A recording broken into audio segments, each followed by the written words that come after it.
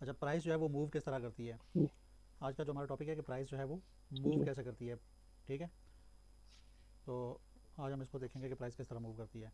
जी। Price जो होती है ना वो डिमांड एंड सप्लाई की बेस पर मूव कर रही होती है। ठीक है, जब डिमांड इंक्रीज़ हो रही हो और सप्लाई सेम हो। ठीक है। ठीक है, जब डिमांड इंक्रीज़ हो रही हो, बढ़ रही हो और सप्लाई सेम हो किसी जी। चीज़ की मार्केट के अंदर। ठीक है, तो उसकी जो प्राइस होती है वो ऊपर चली जी। जाती है। ठीक है, जी। यानी कि इसका मतलब क्या है कि बायर्स की तादाद जो है वो सेलर से ज़्यादा है। ठीक जी। है, यानी चीज़ की सप्लाई जो है वो लिमिटेड है, चीज़ मार्केट के अंदर कम है, जी। डिमांड जो है वो ज़्यादा है, सप्लाई उसकी सेम है, तो प्राइस उसकी हाई हो जाएगी। ठीक है, यानी कम सप्लाई होगी तो डिमांड ठीक है। ज़्यादा, सप्लाई कम, जी। Is equal to price goes up.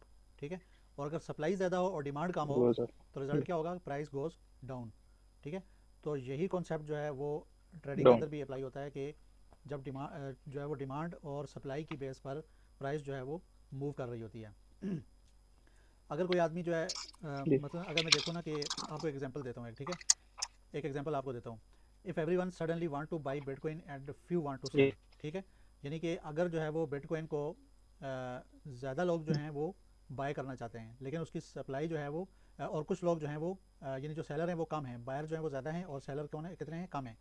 तो अब क्या होगा कि प्राइस जो होगी वो कम। ज़्यादा हो जाएगी। कम होगी या ज़्यादा होगी? जी।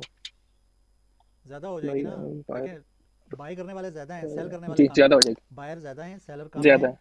कम है जी। ठीक है, बायर ज़्यादा हैं, सेलर कम है, तो रिजल्ट क्या होगा कि जी। प्राइस जो है वो पुश कर जाएगी, ऊपर चली जाएगी। ठीक है, और प्राइस अगर सेलर ज़्यादा कुछ हैं वाले। और जी। बायर कम जी। है तो प्राइस जो है वो फिर सेलिंग प्रेशर होगा, प्राइस कम हो जाएगी। डाउन। ठीक है, डाउन हो जाएगी। जी। तो बिल्कुल ऐसे ही जो है ना मार्केट का सिनारियो काम कर रहा होता है कि जिस कोइन की डिमांड ज़्यादा होती है और बायर की ज़्यादा, बायर ज़्यादा होते हैं, सेलर कम होते हैं, तो प्राइस जो है वो उसकी हाई हो जाती है। और इसी तरह जब सेलर ज़्यादा होते हैं, बायर कम होते हैं, तो प्राइस डाउन हो जाती है। ठीक आप है, ये हो गया डिमांड एंड सप्लाई। पहला हमारा डाउन है जी। पॉइंट है, कौन सा है, डिमांड एंड। अच्छा, और दूसरा पॉइंट जो है ये लिखें कि मार्केट जो सेंटीमेंट्स होते हैं उनकी वजह से प्राइस जो है वो मूव कर रही होती है। ठीक है, सेंटीमेंट्स का मतलब क्या है कि जैसे कोई गुड न्यूज़ आ गई, पॉजिटिव सेंटीमेंट और नेगेटिव सेंटीमेंट दो तरह के होते हैं मार्केट में। ठीक है, पॉजिटिव सेंटीमेंट का मतलब है कि कोई अच्छी न्यूज़ आ गई मार्केट में। ठीक है, जी। मतलब एडॉप्शन वगैरह के हवाले से, पार्टनरशिप के हवाले से, जी। या जैसे ईटीएफ के हवाले से, या इसी तरह उस कोइन से रिलेटेड, प्रोजेक्ट से रिलेटेड कोई भी पॉजिटिव न्यूज़ अगर आ जाती है तो उसकी वजह से भी उसकी जो प्राइस होती है वो बुलिश हो जाती है। जी। ठीक है, अब ये जो जैसे यहाँ पे आप देखें तो इथीरियम जो है इसकी प्राइस जो है वो जी। ऊपर की तरफ जा रही है। ठीक है, बहुत ज़्यादा ऑल टाइम हाई को ब्रेक करने के करीब तकरीबन पहुंची हुई है। तो क्यों ये ज़्यादा हो रही है, इसके बेसिकली पीछे इसके और भी फंडामेंटल्स हैं, जी। लेकिन एक वजह ये भी है कि जो इसका ईटीएफ है वो अभी सुनने में आ रहा है कि ईटीएफ इसका मंजूर होने जा रहा है, अप्रूव होने जा रहा है। ईटीएफ का मतलब क्या होता है कि एक्सचेंज ट्रेडेड फंड, यानी कि जो यूएस मार्केट के अंदर, यूएस एक्सचेंज के अंदर इसको बाकायदा तौर पर ट्रेड किया जाएगा। ठीक है, अभी ये एक्सचेंज के अंदर ट्रेड नहीं हो रहा, अभी एक्सचेंज में सिर्फ और सिर्फ ठीक है। बिटकॉइन जो है वो ट्रेड हो रहा है। लेकिन इथीरियम के की ये न्यूज़ आ रही है कि इथीरियम जी। को भी एज ए ईटीएफ इसको अप्रूव कर दिया जाएगा, जिसकी वजह से ये इसकी प्राइस जो है वो बढ़ रही है। ये पॉजिटिव सेंटीमेंट है। अगर कोई नेगेटिव डन। सेंटीमेंट आ जाता है, जैसे सपोज अभी ये ऑल टाइम हाई के करीब है। ठीक है, तो यहाँ पे जो है वो जी। अचानक से कोई ऐसी खबर आ जाती है कि जी इसके मुतालिक जो है वो कोई ऐसी न्यूज़ चला दे मार्केट के अंदर, जी। तो उसकी वजह से क्या होगा, मार्केट जो है वो डाउन हो जाएगी। उसको हम कहते हैं ये नेगेटिव सेंटीमेंट्स हैं। ठीक है, डाउन। हैक्स हो गया, रेगुलेशन, बैन्स जी। वगैरह। ठीक है, सपोज ये न्यूज़ आ जाए जी एथेरियम को जो है वो बैन कर दिया गया। ठीक सही है, है। मैं एक वैसे आपको जो ना एग्जांपल दे रहा हूँ। ये न्यूज़ आ जाए कि जी। एथेरियम को यूएस के अंदर बैन कर दिया गया। ठीक है, जी। तो अब जो है वो वहाँ पे इसको ट्रेड नहीं किया जा सकता, तो क्या होगा कि एज अ रिजल्ट इसकी जो प्राइस होगी वो डाउन हो जाएगी। ठीक है, या ये आ जाए, ये न्यूज़ आ जाए कि क्रिप्टो को डाउन। ठीक। यूएस की तरफ से ये ऑर्डर पास हो जाए कि क्रिप्टो जो है इसको जो है वो मतलब है कि बिल्कुल भी हम फेवर नहीं करते और इसमें किसी किस्म की इन्वेस्टमेंट का जो है वो एडवाइस हम नहीं देते। ठीक है, और इसको जो है वो बाकायदा तौर पर मतलब है कि इससे रिलेटेड जो है वो कोई नेगेटिव न्यूज़ चला दी जाए, तो उसका रिजल्ट क्या होगा कि रिजल्ट ये होगा कि प्राइस जो होगी गिरना शुरू हो जाएगी। ठीक है, ये नेगेटिव डाउन सेंटीमेंट्स हो हैं। जाएगा। जी। इसी जी। तरह और भी बहुत सारे चीज़ें, ये मैंने आपको एग्जांपल्स दिए हैं। ठीक है, एलन मस्क जो है वो ट्वीट कर दे, जैसे मिसाल जी। के जी। तौर पे आपने ट्विटर के ऊपर लगा दे, एक्स के ऊपर पोस्ट लगा दे कि टेस्ला जो है वो एक्सेप्ट बिटकॉइन, कि टेस्ला उसकी कंपनी है। ठीक है, तो वो ये एक न्यूज़ जी। जी। लगा दे कि बिटकॉइन को टेस्ला जो है वो सपोर्ट करता है और पेमेंट्स जो हैं वो बिटकॉइन के थ्रू की जा सकती हैं। तो ये बिटकॉइन के लिए एक बुलिश मोमेंटम, सॉरी सेंटीमेंट होगा, एक पॉजिटिव सेंटीमेंट होगा, जिसकी वजह से प्राइस इसकी जो होगी वो पंप करनी शुरू कर देगी। ठीक है, तो ठीक। अगर इसी ठीक। तरह एक नेगेटिव सेंटीमेंट की आपको मैं एग्जांपल देता हूँ कि चाइना जो है वो अनाउंस करता है कि जी क्रिप्टो बैन है। ठीक है, तो BTC की प्राइस जो है वो गिरना शुरू हो जाएगी। या जापान जो है अनाउंस कर दे, या US अनाउंस कर दे, या कोई भी दुनिया का ऐसा बड़ा मुल्क जो है वो अगर ये अनाउंस कर दे कि क्रिप्टो को बैन किया जाता है, तो रिजल्ट क्या होगा? रिजल्ट ये होगा कि जी, प्राइस जो होगी वो डाउन हो जाएगी। ठीक है, डाउन हो जाएगी। हाँ। तो जी, ये हो गया पॉजिटिव सेंटीमेंट और नेगेटिव सेंटीमेंट। ठीक है, इसी तरह एक चीज़ होती है, तो न्यूज़ और इवेंट्स जो होते हैं उनका भी इम्पैक्ट पड़ता है, जिसकी वजह से प्राइस मूव करती है। ठीक है, न्यूज़ एंड इवेंट्स किस तरह काम करते हैं कि जी, जिस तरह हम कहते हैं ग्लोबल इकोनॉमिक इवेंट्स होते हैं, जैसे इन्फ्लेशन डेटा US का आ रहा होता है, US फेड इंटरेस्ट रेट आ रहा होता है, वार कॉन्फ्लिक्ट्स वगैरह दुनिया के अंदर चलती रहती हैं। तो जब इस तरह के इवेंट्स आ जाते हैं तो उनकी वजह से भी जो इसकी प्राइस होती है मार्केट की वो इफेक्ट होती है। ठीक है, क्रिप्टो स्पेसिफिक न्यूज़ सही, जैसे कोई आ जाए, एक्सचेंज हैक के वाले से आ जाए कि जो बाइनांस को हैक कर लिया गया, ये आ गई। ठीक है, या बिटगेट जी, बड़ी एक्सचेंज है उसको हैक कर लिया, या कोई भी बड़ी एक्सचेंज के से रिलेटेड आ जाए कि हैक हो गई, तो क्या होगा कि प्राइस जो होगी वो डाउन होना शुरू हो जाएगी। ब्लॉकचेन अपग्रेड्स की न्यूज़ आ गई कि ब्लॉकचेन को अपग्रेड किया जा रहा है, क्योंकि अपग्रेड है तो ये एक पॉजिटिव न्यूज़ है। तो इसका क्या होगा कि प्राइस पम्प करना शुरू हो जाएगी। ETF अप्रूवल, जैसे मैंने पहले आपको बताया कि ETF अप्रूवल की न्यूज़ आ जाए तो उसकी वजह से भी प्राइस जंप करना शुरू कर देती है। अच्छा, या किसी कॉइन से रिलेटेड कोई कोर्ट केस स्टार्ट हो जाए, प्राइस उसकी गिरना शुरू हो जी, जाएगी। यानी कोई भी पॉजिटिव न्यूज़ या इवेंट प्राइस को पंप करेगा, कोई भी नेगेटिव न्यूज़ या इवेंट प्राइस को डाउन करेगा। इसको डाउन हम करें। फंडामेंटल कहते हैं। ठीक है, ये फंडामेंटल्स जो होते हैं इनका मार्केट पर इम्पैक्ट होता है।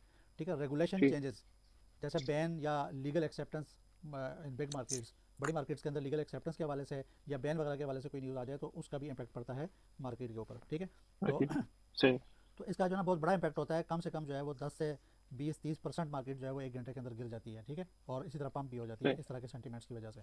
ठीक है, अगला पॉइंट जी, हमारा ये है कि market participants and their influence. ठीक है, जो मार्केट के अंदर जी, पार्टिसिपेंट्स होते हैं, यानी जो लोग ट्रेड कर रहे हैं या इन्वेस्टमेंट कर रहे हैं, तो उनकी पार्टिसिपेशन की वजह से भी जो मार्केट के अंदर प्राइस होती है वो मूव करती है, और मार्केट के अंदर मो वॉल्यूम आ रहा होता है।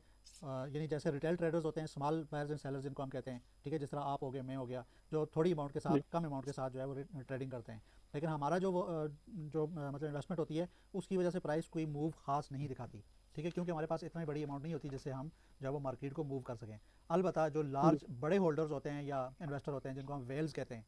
ठीक है, तो वो वेल्स जो होते हैं उनके पास चूंकि बड़ी अमाउंट होती है, वो एक बड़ी अमाउंट के साथ मार्केट में एंटर होते हैं, तो उसकी वजह से प्राइस का अंदर काफ़ी यानी कि बड़ा मूव हमें देखने को नज़र आता है। ठीक है, जैसे ये प्राइस देखें ना, यहाँ सही, से नीचे सही, गिरी है। ठीक है, तो ये यहाँ पे बिग इंस्टीट्यूशंस जी, ने या बड़े जो वेल्स हैं उन्होंने यहाँ से सेलिंग की है, जिसकी वजह से प्राइस नीचे गिरी है। फिर यहाँ से ये जो मूव आया है ये उनकी बाइंग की वजह से आया है, ये मेरे और आपके बाइंग की वजह से नहीं आया। ठीक है, इसी तरह भी यहाँ से प्राइस जो ऊपर जा रही है, तो नीचे ना जी, यहाँ पे एक वॉल्यूम का इंडिकेटर होता है, वो शो कर रहा होता है कि इस कैंडल के अंदर कितना वॉल्यूम आ रहा है, यानी कितने इन्वेस्टर्स और इसके अंदर जो है वो आ रहे हैं, कितनी ट्रांजेक्शन इसके अंदर हो रही हैं। ठीक है, वो सारा बता रहा होता जी, है। तो उससे हमें पता चलता है कि मार्केट के अंदर जो बिग प्लेयर्स हैं वो क्या कर रहे हैं। ठीक है, तो ये मार्केट को मूव कर जी, रहे होते हैं अपनी बड़ी अमाउंट के साथ।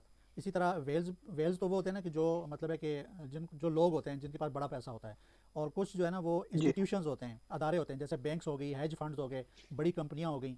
ठीक है, एक्सचेंजेस हो गई, उनके जी, पास बहुत ज़्यादा पैसा होता है, यानी वेल्स कह लें या वेल्स से भी बढ़ के उनके पास बहुत बड़ी अमाउंट होती है। फिर उस बड़ी अमाउंट के साथ जब मार्केट में एंटर होते हैं या सेलिंग करते हैं, तो बड़े बड़े मूव जो है मार्केट के अंदर हमें देखने को मिलते हैं। जैसे आप मिलते, यहाँ पे देख लें कि इतना बड़ा मूव मार्केट के अंदर यहाँ से लेके यहाँ तक आया है, कितना बड़ा मूव आया है।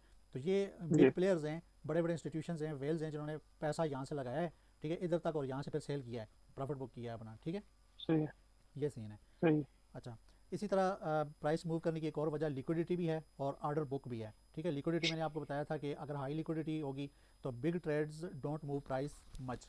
ठीक है, जी, यानी कि अगर लिक्विडिटी मार्केट के अंदर ज़्यादा होगी तो प्राइस जो है जिस साइड पे ज़्यादा लिक्विडिटी होगी उस साइड पे ज़्यादा मूव करेगी। ठीक है, अगर अप जी, साइड पे ज़्यादा होगी तो अप साइड पे लिक्विडिटी लेने के लिए प्राइस जाती है। ठीक है, तो जी, जो लिक्विडिटी होती है वो स्टॉप हंटिंग जिसको हम कहते हैं, और रिटेलर्स के स्टॉप स्टॉप लॉसेज होते हैं, तो वो मार्केट के लिए फ्यूल का काम कर रहे होते हैं, रही होती है लिक्विडिटी होती है। ठीक है, जी, वोलेटिलिटी किसको कहते हैं? वोलेटिलिटी बहुत ज़्यादा मूव को कहते हैं।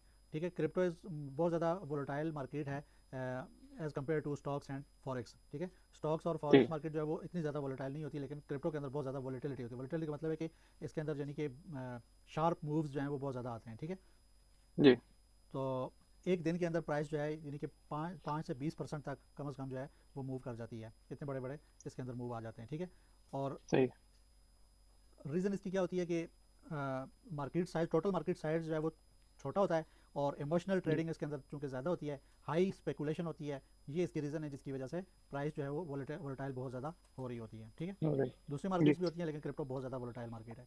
ठीक है, मार्केट साइकिल क्या होता है? मार्केट साइकिल जो है वो एक्यूमुलेशन, मैनिपुलेशन एंड डिस्ट्रीब्यूशन, तीन